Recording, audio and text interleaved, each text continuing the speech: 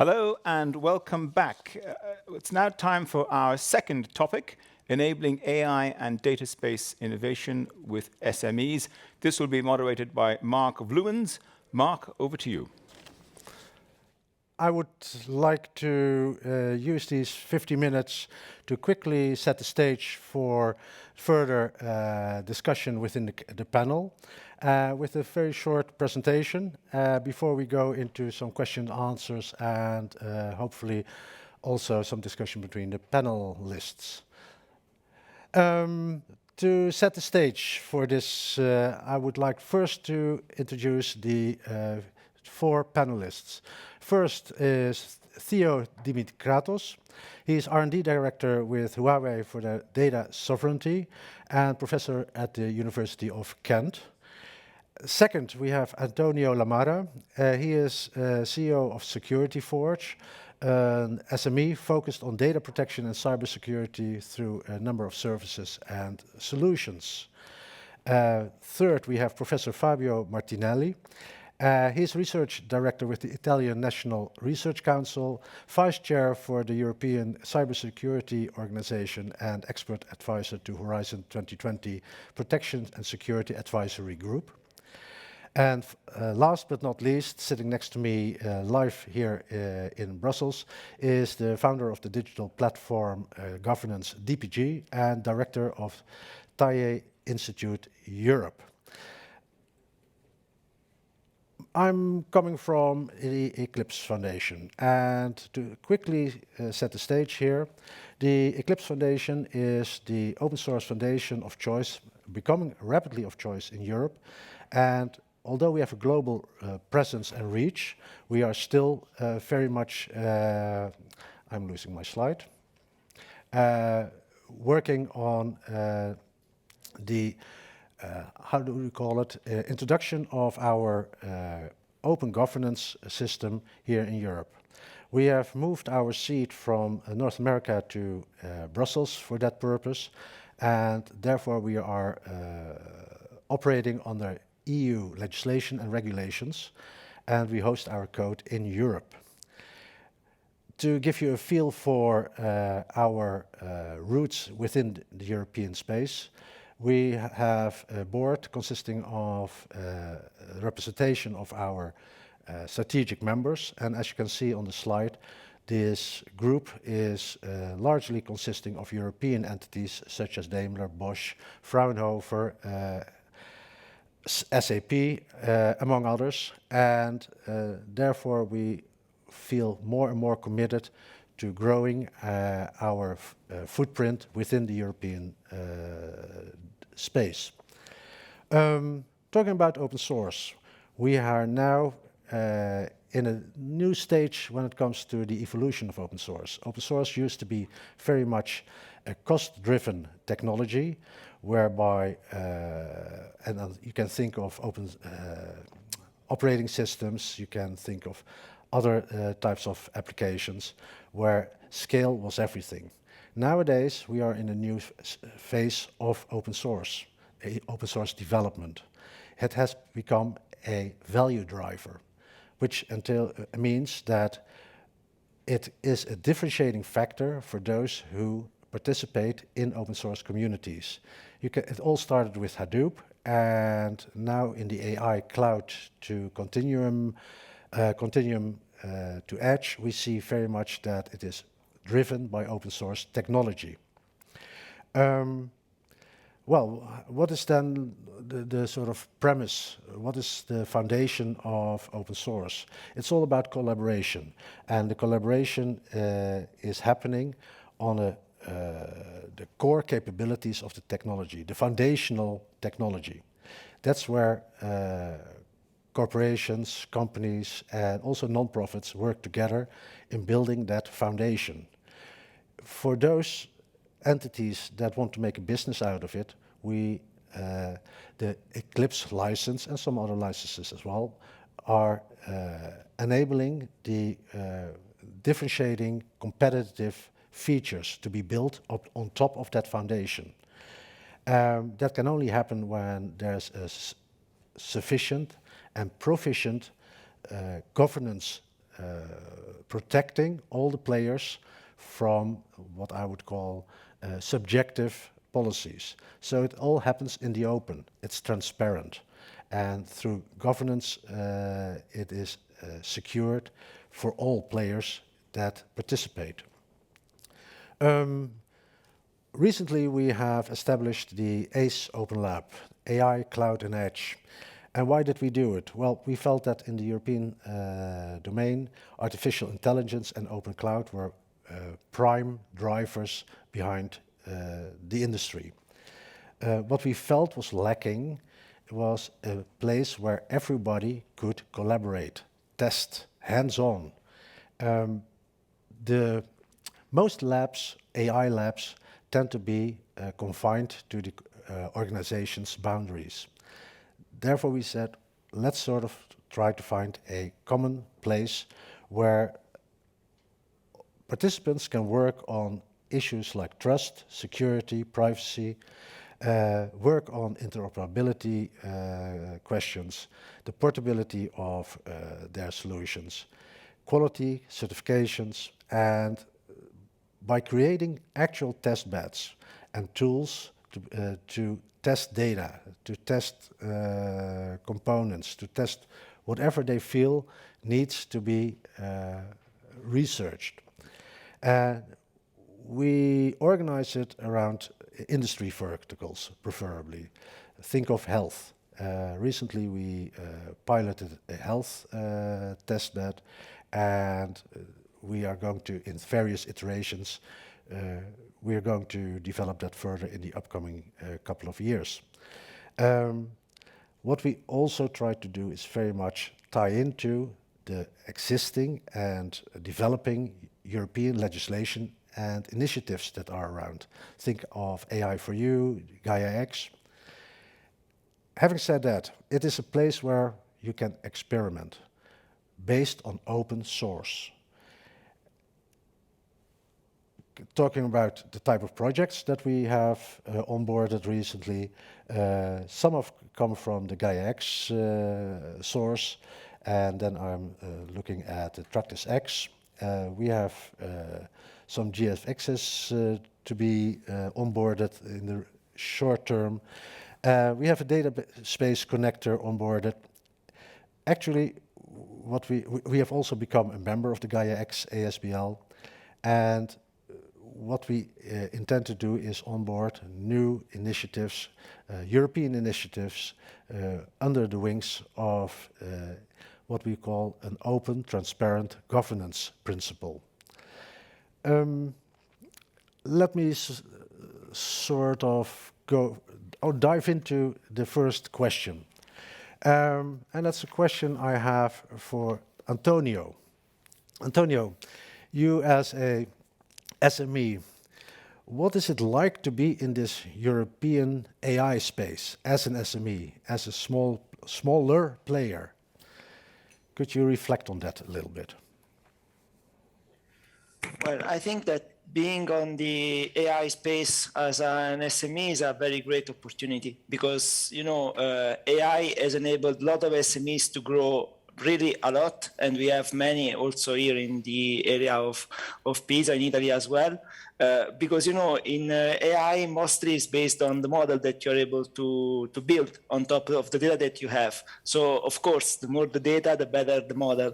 But it's true that if you are very good in shaping a significant model, then your algorithm can be very, very beneficial. I can mention a lot of startups who are very famous for their algorithm. The most famous one has become TikTok, mainly in the US and China, because basically their AI algorithm was so powerful that user wanted to be on the platform for very long and significant time compared with other social media, for example. Okay, thank you. Thorsten, having heard this, is there something that you have missed in what Antonio said, or is there something that you would like to add? I think, yes, first, it's an exciting time for businesses and for the industry in general. And I think in Europe, the idea that Europe is lacking behind. I think if you ask industry representatives, they would kind of disagree, because you kind of compare apples and oranges. So we have informational, transactional, and operational technology ecosystems, and on the operational, so the Industry 4.0 is not necessarily competing with the informational or the transactional, although of course you could have competitors coming in like the Googles, etc. But on the industry side, and where lots of SMEs are also taking place, and I'm from Germany, all the hidden champions, many of the hidden champions are there. So they're competing from industry to industry. So I think that's first good news. Probably the challenge is the sharing of data upon which AI models are developed, are grown. I mean, in the machine learning environment, and I think to create a legally secure environment for data federation or federation of infrastructure, I think is very important. So because often the players have not enough data, or are not sure whether they should share their data, and that creates, I think, additional momentum for that industry to build models and to build data lines upon which then you can develop your applications and share them back into this ecosystem. So I think overall, the previous panel had this discussion on the regulation side, which was very interesting. And that's certainly, when I listen to that, it's certainly what they call a ex-ante approach, a risk-based approach. But if you look at the continuum where we are, let's say, not just in Europe, but also in other parts, when we haven't started with AI, we're experimenters, practitioners, professionals, or impact. I think many have not started yet, that's for sure. But maybe most of us are experimenting, maybe practitioner. But on the other hand, we face this very solid, AI Act proposal, then the different data management, data governance act. This comes actually from a time where AI and data, the data economy, focus on the consumer and on the end customer. Whereas now we're looking at industrial data. So often it's non-person related data. And I think here we see a great momentum. Probably also will face more regulation, which can create certainty. So it's not all that bad. That's not what I wanted to say in terms of regulation. Thank you, Mark. Okay, thank you. I'm picking up on something that you said, the availability of data. Fabio, with your background in cybersecurity, would it be wise to trust SMEs with sensitive data? Are they to be trusted? Well, definitely not all the SMEs have enough, let's say, technical capability to manage data, either technical or personal. At the same time, the situation is changing and improving with the opportunities that SMEs have to use virtualized environment and services. And definitely these platforms can offer instead managed security services and a set of facilities that allow SMEs to properly manage data and unleash the power of data, as Antonio mentioned before. So I think that SMEs should be empowered with technologies to master the data that they must use, that they must process, and so on. Okay, thank you. I'm hearing you say the word mastery. A question to Theo. What type of technology concepts would you consider to be available to support AI security and privacy? I'm thinking of compute to data, I'm thinking of federated learning maybe. What is there around that could help this trust issue? Yes, before I go towards computer data and federated learning, let's start from the very core that was mentioned before, which is the ability to federate and share and control the usage of data, especially between different companies or in user data spaces, or possibly in the future between different member states or indeed globally. So the ability to control the flow of data, the ability to be able to capture into clear and possibly executable policies, concepts around consent, but more importantly, the ability to trace, to identify and trace policy violations is essential. And the more complex and the more federated the ecosystem becomes, and the more complex the data, the more important this is.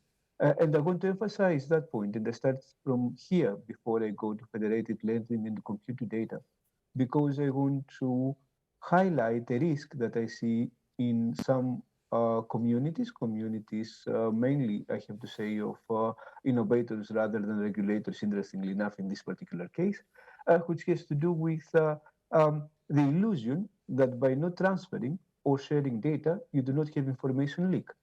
The information that we want to protect can leak through processing, can leak through sharing partial results of processing, can leak by even when we move the computation nearer to data. So information flow and data flow control and the control of the usage of data and information is quite important. And this needs to be facilitated by clear obligations and by ways of enforcing these obligations.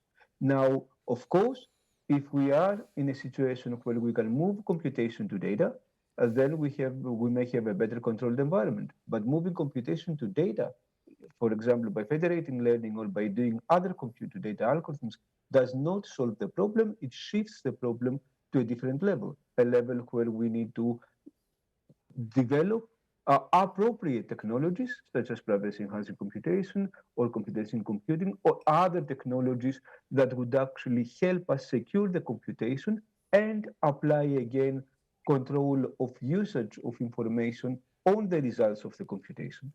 So the important thing to remember here is that data leak does not mean I take an artifact from one point to another and I leak it that way. If I leak knowledge, if I leak information, if I derive things that I should not have, that I do not need to know, all of these actions are actions that violate data sharing or information sharing obligations. They're more different to police, they are more difficult to police, and they're more difficult to enforce. But we are developing in a community, and I believe that GaiaX was mentioned before, and data spaces were mentioned before, and I'm sure that Antonio and Fabio may also mention usage control later on, as I have mentioned as well. But there are technologies that are coming to help with that, and there is innovation that is happening both in Europe and elsewhere, and I believe in Europe in particular, because Europe has the problem or the unique situation of more strict regulation, or more, I would say more forward-looking regulation, not necessarily more strict, and a federated infrastructure because of Europe being a union. Okay, thank you. I'm looking now at Antonio. Antonio, you're the one who is customer facing. Can you work with this? Is this sort of, can you operationalize this, what Theo said? Yes, I do believe that it's very, very important to have control on data and continuous control on what happens to the data during the whole data life cycle. And I think that there are many ways and many technologies that are, let's say, growing every day in order to enable companies who share data or give data, or companies who allow other companies to analyze their data in order to do something like that. And it is very, very important to, in some way, both automate and make this process overall secure, because the processes must be very, very fast and quick.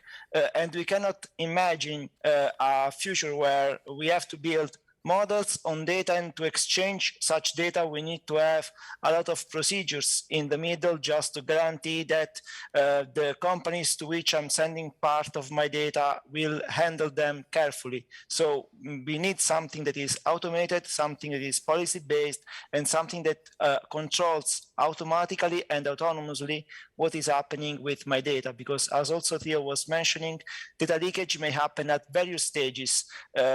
Sometimes in cybersecurity, even when you destroy something that is physical, a document, for example, it's still possible in some way to get it back and have some information out of it. Also, the proof that the document existed sometimes suffices to start, for example, an investigation or stuff like that. So it's very, very important that we are able to secure data, to make SMEs, and especially those who work with AI, to have secure processes to handle data in a very careful and compliant and consistent way during the whole data life cycle. That means by when the data starts to exist to when the data is destroyed, the SME must know and the companies must know what is happening to their data. Thank you. You're earning your money with AI, data spaces, security, and the sort of interaction and overlap. Thorsten, when SMEs want to earn money with it, what type of business models would you see are valid, viable, potentially for them in this space? Well, that's the golden question. First, I would like to add to the previous speaker that in addition to the cybersecurity issue, is also a legal issue. So if someone shares the data, you access the data, you do something with that, and then something happens, who's liable? So in the build infrastructure environment, which is highly fragmented, siloed, businesses are rather reluctant sharing data. And one issue is that if you share the data, I'm the architect, and then there's an SME, there's a startup doing something, and then the building collapses. And who's liable suddenly? So in that federated process, it must be also legally safe to share data, not just in terms of protection that my data don't leak somewhere. So there's these two components. I think also what's where there's a discrepancy between that risk-based approach, what we see in the AI Act proposal on the one hand, and what the industry really wants to grapple just to make, create new businesses, create use cases and transform them into business cases. And it's pretty difficult. So you have all these data. What are you doing with that? So, and it's not just you sit there, come up with an idea, and that's it. So it's a lot of trial and error. It is building alliances, building a consortium, participating in finance projects, etc. So I think that's it's an experimental approach, as some of the previous speakers said, that even the regulatory part is an experimental approach, because we just don't want to regulate something, or something we should not regulate it, where we even don't know what's the business. What we see though, what has been pretty straightforward, but that's typical in the operations technology space, is efficiency savings. So AI has been used quite extensively to make things efficient, to reduce costs. So but on the other hand, if you want to generate revenue in the industry space, that's much more difficult. And I think here we are still really exploring and really discovering new opportunities. So that would be my view on that, Mark. Okay, thank you. You mentioned collaboration, and this is a question that I want to pose to Fabio. When it comes to AI and innovation, it's all about collaboration, partnering. Who would you feel would make up the right mix of partners, collaborators, in order to move forward? When we talk about European digital sovereignty, when we talk about an open cloud, what are, in your opinion, the most sort of natural partners that could really shape that Europe of the future? Well, thanks for the question. Actually, this reminds me that one of my most successful projects was about collaborative and confidential information sharing and analysis. That is exactly one project that puts at the center the data with the data-centric policies and tells you the value of sharing and the value of doing the analysis on the shared data. And here's the collaboration. I think the consortium of this project is the typical example. You have large corporates, you need them. You need governmental agencies. You need associations. You need SMEs. You need a lot of organizations that allow you to build a solution and to deploy and exploit the solutions in several situations. I mean, in this respect, I think has been mentioned several organizations here, Gaia X, and many others that are doing an excellent job, and we need to go on in this direction. So I think these technologies are there because they are answering a clear need. This need is going to grow exactly because of the great need of data and management of data, thanks to AI and also thanks to the regulations that were mentioned before and the previous panel was mentioned. So we need also technologies that are allowed to express these, let's say, regulatory aspects together with the business one, together with the user preferences, all together in the same language, maybe manageable at high level and then enforceable at low one. And here again, we have a lot of successful technologies that companies are building around. So I think partnership should bring together, I mean, as I said, governmental agencies, RTOs, large corporates, SMEs, end users, and so on and so forth, and definitely standardization organizations. And again, the project I was developing before was based on open source software. So I think the key players are definitely around to continue to go on in this direction that I think is still growing. I like what Theo said, is the future actually what we are discussing here. Thank you. You mentioned that in your previous project you made use of open source. You see value, and that's a question to you, Fabio. You see the value of open collaboration approaches, or do you also see maybe some risks attached to it? Well, I'm a civil servant, so I'm as a RTO, I'm a public body. So as practice, we develop products for the social good. And so for me, it's absolutely natural to use and to produce open source software. I think there's a value in it, and there's a growing trend, as Antonio said, you mentioned, and I think that's clear that we need to go on in this direction. I mean, like, clearly I'm speaking about clearly a governmental RTO. So from this perspective, but I think Theo and the other colleague in the panel can also say something about this. Thank you. Theo, what is your take on or your attitude towards an open collaborative approach based on open source governance principles? Mm-hmm. Over the years, working in government, then in telco, and now in Huawei, and also in academia, I have seen a lot of different approaches to open source and to closed source as well. My view is that for situations where we need trustworthiness and collaboration, it is natural to have a significant core of open source software.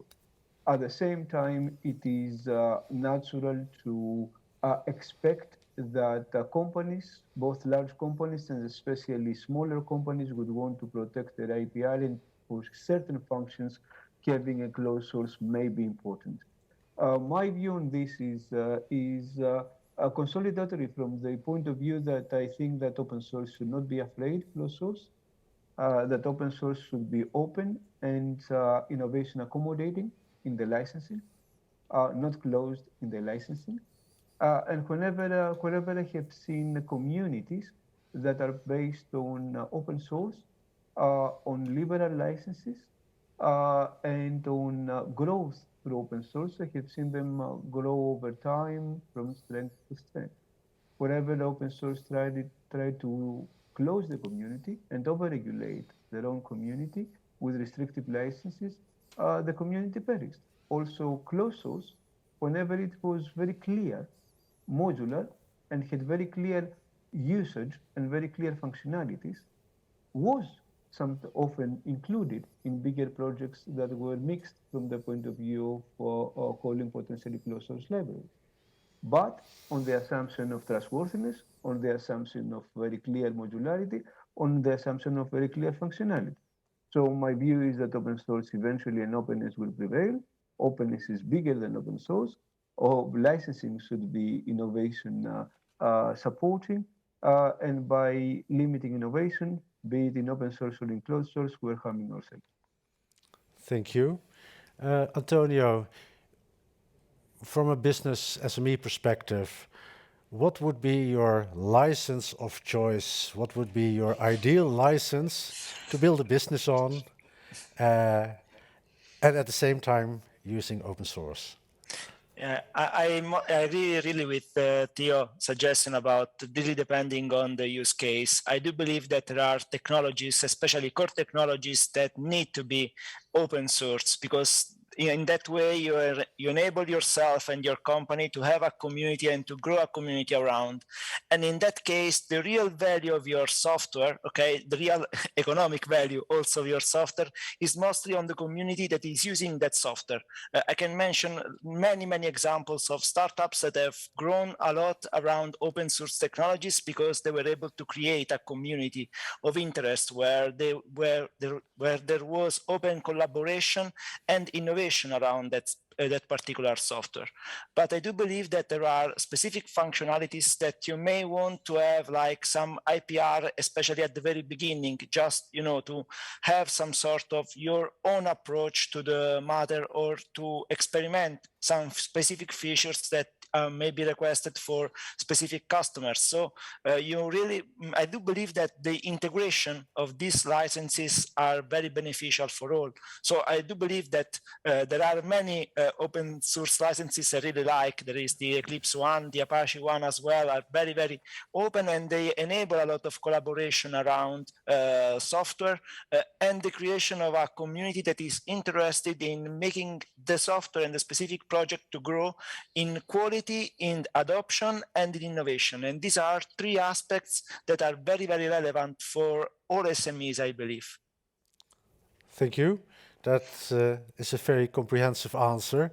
As a former SME owner, I'm sort of relating to that very much. Thank you. What we haven't quite touched upon in this session is the notion of standardization. Standardization is quite often a post hoc, ad hoc, de facto exercise. Thorsten, can you sort of elaborate on how you see standardization in the AI domain develop in the upcoming years? Thank you for the question. I think in general, standards is somehow a win-win situation when multiple parties share and have all benefit from it. So this is why in the past, if you look at telecommunications, standards emerged very quickly, so you can offer the services across the borders. So even if competing countries, they say, okay, let's have a standards regime, and then they were built up, and we have now many of those standardization regimes, and then you see very successful, of course, was the ICANN, which led to really an explosion of internet technology dissemination, and it was a de facto standard. Or it was not kind of a legal thing. It was a de facto, and it created, or it helped to create, this open innovation value-based network.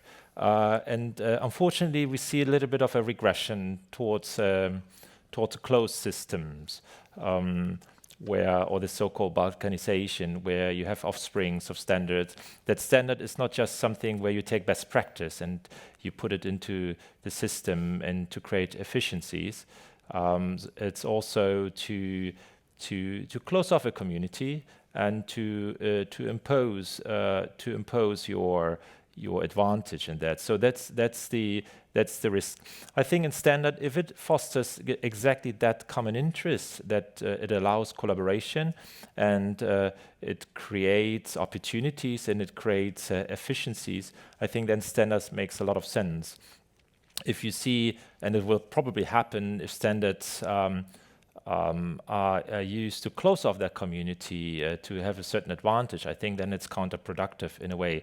But I think in the AI space, maybe it's a little bit premature, to push through some standards. But having said that, in terms of security or privacy, biases, explainability, or AI for sustainability or sustainable AI, I think those areas make a lot of sense to think of, and this has been happening quite a lot, and we see almost an explosion of those frameworks to think of some codes of conduct and of, if you wish, standardizing some of those processes for sure. Thank you. Then that, and I'm trying to wrap up a little bit already. We have 10 minutes to go. But I have a question to you all, and I'm going one each after another. Fabio, from your, let's say, helicopter view in Europe, if you see that SMEs play a pivotal role in the future of AI in Europe, for the lack of large enterprises that are available, or the amount of enterprises that are available in the European space, what would you say SMEs need to do in order to remain current, to get that pivotal role and to keep it? Well, I think, again, more from the research side, I think SMEs should be part of larger ecosystems. And this is actually what also the European Commission is pushing, being part and connected with large corporates that in Europe exist, a bit not like obviously in US, and being connected to research and innovation, I would say. And to many European organizations rather than, I would say, national. I'm really a fan of Europe in terms of, EXO, the European Cybersecurity Organization, for sure fosters SMEs, fosters SMEs in cybersecurities, because we think that are extremely dynamic and are the ones that can create new products, and new products about data usage control, new products about data sovereignty, and clearly exploiting the standards, whatever Gaia X, Eclipse, and whatever you want to create. So I think being connected to this large initiative is a suggestion I would give to SMEs at the European level, and to the forefront of these initiatives. Thank you. The same question to Theo. What from an R&D perspective could be done to strengthen the role and the place of the SMEs in this whole AI domain? Mm-hmm. So the first thing, and in fact that continues what Fabio mentioned, is to understand the ecosystem, understand the key innovation points, and then make sure that SMEs are engaged in the key innovation points.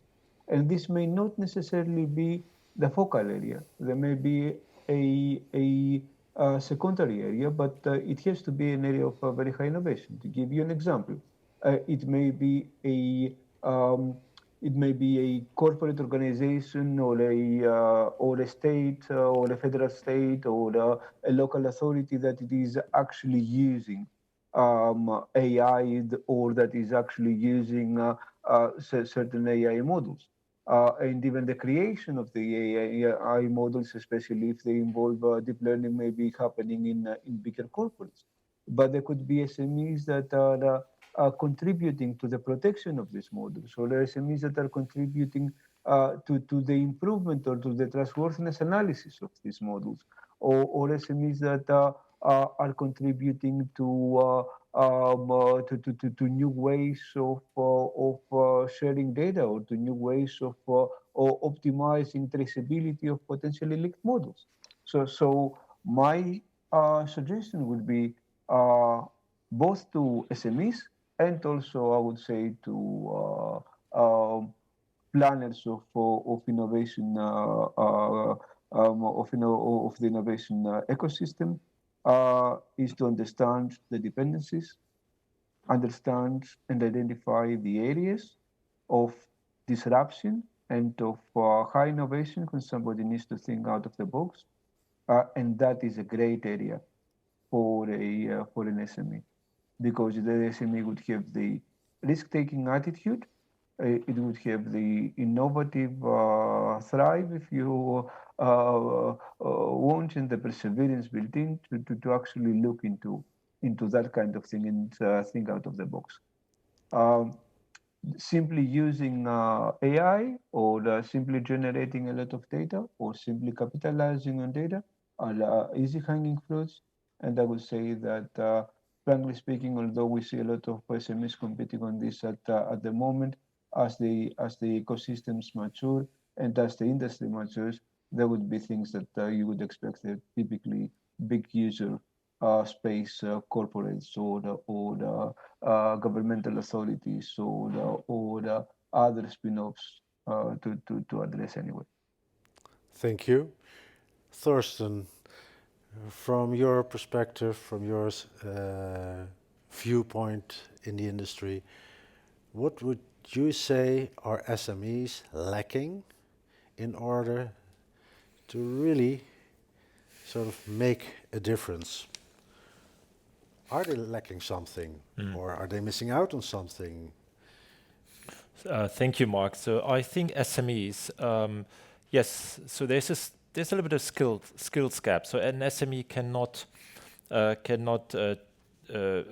from bottom up build its own machine learning, data analytics, engineering capacity. So it needs to get these resources from outside. And so you see already a shortage. So there is really a demand. We demand what was happening in the past maybe years now. There was this popping up of all those AI, machine learning, data engineering, crash course, 6 months. And people were looking, okay, what's your background? Is it in statistics? Okay, I think you will understand that. Are you a software developer? Are you a mathematician? Are you a physicist? So all these were ideal because they can program, they know the mathematics, they know the statistics, and they just need to know TensorFlow, and they need to do the tools, and then they become absorbed in the SMEs. But there is a transition, and I think it needs support. It needs support from the government in order to have that. Maybe it needs change in the educational system. So I'm not an advocate now, we have to do all STEM, and that's the most important. That's not what I want to say. But so there needs to be a positive conditions so that the SMEs can pick up and can speed up in that transition towards more data-driven, AI-driven business models. Thank you. Antonio, having heard this, tomorrow is a new working day. What can you pick out of this in order to build your business further out? Well, there are many things I can pick out from tomorrow onwards, but also for today, because there are still some hours of work even today. Well, first of all, I think that it's very important, as both Theo and Fabio were mentioning, the collaboration and the constructive environment that can help SMEs and startups to grow together with large corporations and public institutions. I think that the right mixture can help us grow in the right direction. And from my point of view, we also need Europe to grow a lot of large enterprises out of current SMEs. So this is something that we must do, I think, as Europeans, and it is very, very important. And I do believe that via this collaboration and via this mixture, we can grow. As also Thorsten were saying, we have also a very significant skill gap and also a talent gap, very, very important, because there are not that many people who can do the matter and who can really handle this matter with very ease, let's say, or they know the subject very well.